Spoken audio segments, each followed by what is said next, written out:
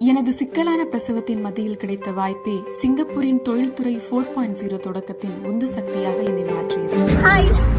We are here for an international entrepreneurship. Madurai பெண்ணான விவேகா சிங்கப்பூரின் முன்னணி தொழில் முனைவோராக உள்ளார். திராவிட உணர்வாளர்களான பெற்றோர்களின் மூலமே விவேகாவிற்கு முற்போக்கு கருத்துகள் அறிமுகமாகின. பெரியார நான் இது எல்லாத்துக்கும் காரணமா இருக்கிற ஒரு காரியகர்த்தாவாகவும் காரணகர்த்தாவாகவும் பாக்குறேன். விவேகா தனது நிறுவனத்தில் பாலின சமத்துவத்திற்காகவும் ஊதிய முரண்பாட்டை களையவும் முன்னெடுப்புகளை எடுத்து வருகிறார். பெண்களுக்கு சுதந்திரமும் சம உரிமையும் வேணும். முற்பட்ட வகுப்பினர் மட்டும் கல்வி பயணம் மேற்கொண்டு வந்த நிலையில் விவேகாவின் சிங்கப்பூர் பயணம் பல பெண்களுக்கு நம்பிக்கையை தந்துள்ளது.